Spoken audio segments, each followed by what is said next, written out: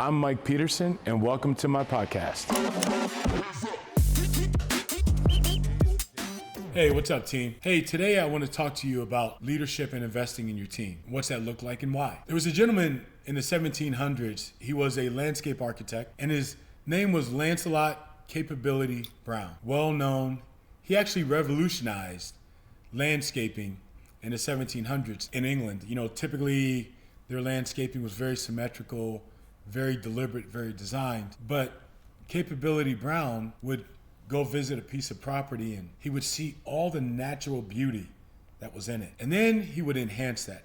He'd bring it out. He would actually make it reach its full potential. And he was nicknamed Capability Brown because he had a habit of, when talking to his clients, of saying to them, your landscape has amazing capability to improve greatly and to look amazing. So let's take that approach when we talk about our leadership. And the first part we're going to talk about today is investing. So how do you see that? Would you say as a leader, you are someone that invests in your employees or invest in your players? Or do you hire, bring in the talent, and then it's up to them to perform? And however they perform is how they're rewarded or how they're seen within the company. Just that though. It's just about their performance. Here's the reason why I struggle with that. Because even though they may be performing and they may be doing well, are they truly living up to their capability? Are they giving the best of who they are? And I love the word capability over potential. You know, potential to me is an insult. When someone says, I have potential, it means I've unrealized the abilities and gifts that God gave me. So to me, it's not a compliment. So our goal is, how do we put our teammates, our employees, our players in a position to be successful? And why is that so important? Well, for two reasons. One, because it will impact their lives, but it will also impact yours. It'll impact your team goals as well as their individual goals. So two choices. You are either going to be transactional, transformative. What type of leader are you? And what type of leader do you want to be? I'm going to argue you probably want to be the transformational leader. And I say that because if you look at some of the most successful coaches in sports, now I'm going to throw out one, right? My favorite, of course, Jim Tressel, won multiple national championships. That is not because he always brought in the right talent. He had to do something much more than just bringing in the talent. Talent alone, and we all know this, talent alone is not enough. Or John Wooden, transformative. Vince Lombardi, transformative. Why? Because if you talk to Wooden's players, Lombardi's players, or Jim Tressel's players, you know what they're going to talk about? They'll talk very little about basketball or football. All of those folks that were on national championships and Super Bowl teams will talk very little about the impact those coaches had on them in the sport they were in, but they will talk all day about how they impacted their lives. Now you might think, well, why is that my responsibility, Mike? Because remember, those are also the same people that won the national championships and the Super Bowls. And there's a reason for it. There's a reason why being transformative and winning go hand in hand, because talent is not enough. So when we talk about a transactional coach, we're talking about someone who focuses on short-term goals and immediate performance improvement. We talk about someone that uses rewards and consequences to drive behavior. And let me tell you why that's a problem, folks. If you have a coach that all they do is you make a mistake, they yell, scream, go crazy, pull you out of the game, let me tell you what type of player you're creating. And I've seen it again and again, and I know some of you have. You're creating the player that will be so afraid to make mistakes that they will only give you enough to stay out of trouble. They'll never be creative. They'll never take that initiative.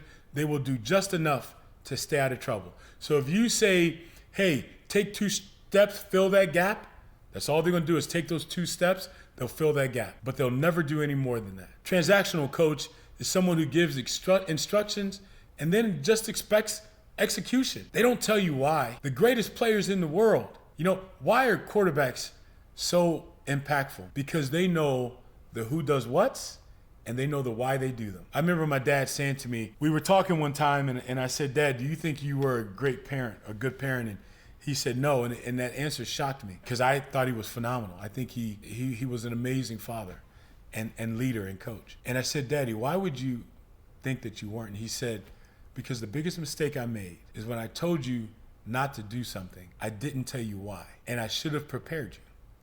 Because once you understood why, you would know why you shouldn't do it today or tomorrow. That was amazing. So that coach that just gives instructions and then expects you to go out and execute, that's transactional. They get excited when you succeed, and then they'll overtly get disappointed or irritated when you don't succeed. Now again, I want you to think about that. What are you driving in that individual? Now you could be the transformative coach, right? Those folks, right? Like Jim Trussell, I can personally say this. Coach Trussell, sorry. Coach, didn't mean to call you by your first name.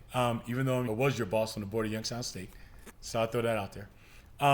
Focuses on developing character, mindset, and self-awareness.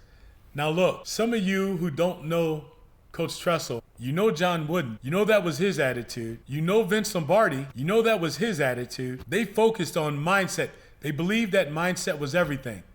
In order for them to be successful, now, didn't say anything about talent, right? You got to have some talent and ability, but they knew mindset overrode talent. Character, because character brings drive. It brings a commitment to the team and not a commitment to the individual. They got that, right? Talent is great, but if that person who's talented is selfish and it's all about him or her, it doesn't help the team out all the time. Sometimes it's a detriment to the team. And then mindset. They were always prepared when they were going into a game. They wanted their players to be prepared to face adversity, to face challenges, and self-awareness. Know when your mind's not right. Know when you're doing something wrong. That's trans leadership. And then they would always inspire and empower. They had you believing that you were greater than what you were. I had a young lady come to me during a lacrosse game, and she had made a couple of mistakes, and she came off the field with her head down, and I pulled her aside and I said to her, hey, get your head up, man. What's wrong? She's like, Coach, I'm sorry. I'm just terrible. I can't do this. I'm sorry. I'm hurting our defense. And I stopped her. And I made her look me in the eye, and I told her, I said, first of all, don't you ever talk about a member of this team like that again, because you're not terrible. You made a mistake, but that's over with. We're now talking about the next time you go back in. So here's what I want. I want you to be that player that I know you can be. I want you to be that defender that will tear up a field, because you'll be all over the place. So be that defender, the defender you were created to be. And folks, let me just tell you, she went on the field and tore it up so bad. She was so good on that field that the coach came up to me afterwards because he saw and heard me talking to her. He said, I heard you talking to that young lady. My hope is that you never do that again when you play us, because she was unreal in the second half. And she was. Why? Because we poured into him. Transformative is that internal pouring into, right? Transformative folks, they encourage critical thinking. They want you to see why. They want you to know how what you're doing impacts the overall scheme. And adaptability, they encourage that. They want you to say, wait a minute, so I'm struggling getting this done here.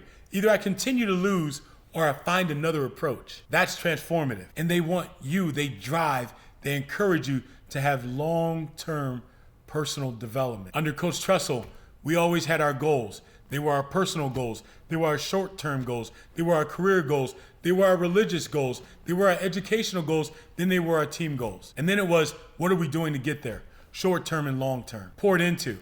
Now, how did I know that worked? Under Trussell, my junior year, his first year as a head coach ever, we won 2 games. And even though we lost our games by no more than 3 points on average, we only won 2. So between that last game of my junior year and the first game of my senior year, they went into a formational mode that was out of this world. Impacted every part of our life, on and off the field. Expectations, our winner's manual. We had to learn about people that faced adversity and found ways to win and then talk about it. We had to go out in the community, helping other people achieve their goals. And then they raised their expectations. I remember Coach Knatzer, Coach KC. If you've never met Coach Knatzer at Youngstown State and Ohio State, he's a beautiful man, a little crazy, but he is beautiful. I remember one time during our 2-a-day practice, my senior year, we had lights out at 11 o'clock, and he came in at 10:45 to my room, and my lights were still on, and I was talking to my roommate at the time, and he gave me a hard time. He got on me so hard, and his whole reason for getting on to me was, Michael, you're a captain, you're a leader. Show them what they should be doing. Lights out at 11 o'clock, yours should be out at 10:45. Why? Because you understand the importance of getting that bed rest and getting enough rest. You can get up in the morning and achieve your goals. Folks, I have never forgotten that. And I use that in my life every single day. Now, let's talk about transformative. In the end, they build trust, belief, and an emotional connection. Trust. Man, I trust when my leaders, my coaches tell me to do something, and I trust when he says that I can get it done, I'll get it done. I'll trust that he put me in this position. He called me for this play because he knows I have what it takes. He believes in me. She knows that I'm capable and I'm worthy of this very moment. Years ago, when I was a manager for an insurance fraud company, I managed a bunch of investigators. So I inherited them and didn't know anything about them. One of them was named Rob, and Rob, well, let's just say Rob enjoyed mediocre output, to say the least. He would never push himself, would never think about doing something creative or taking the initiative. I had a case that I decided one day I was going to give him. And this case I knew was going to be a challenge. And so I brought him in and I said, Rob, let me tell you, man, your ability is off the charts. Your talent is off the charts. But here's the problem. You don't believe in yourself. So Rob, I do. I don't deal with positions. I deal with talent. And I believe you're talented. So I'm going to give you this assignment. And this assignment is critical, brother. But I'm giving it to you because I know what you can do. So I expect you to go get it done. And I gave him a high five. By the way, he looked at me like I was crazy when I gave him a high five. Let's go get it done. Folks, let me tell you, he called me one time and said, Mike, this doesn't look good. And I said, Rob, listen here. I understand it doesn't look good, but remember why I gave you this assignment, brother. I knew it wasn't going to look good. I knew it was going to be difficult. So when you have a problem, you give it to the fixer. So I'm giving it to you. Folks, this guy killed it. He thought of some out of this world, out of the box solutions, and he nailed it. And when he nailed it, I brought him back in. I made a big deal. I talked about it to all the other investigators. Hey, by the way, guess what? Guess what they did? They turned it up, right? And after that, for the next 2 years, Rob's, his work product was next level. Now, it kind of hurt me too because he was calling me all the time, telling me about his new ideas or what he was going to do or when something worked. And guess what? I was engaged. I loved it because it mattered. It wasn't just about his talent. I had to get him to believe that I believed, that I saw his value and his worth, and now he needs to see it because there is an expectation.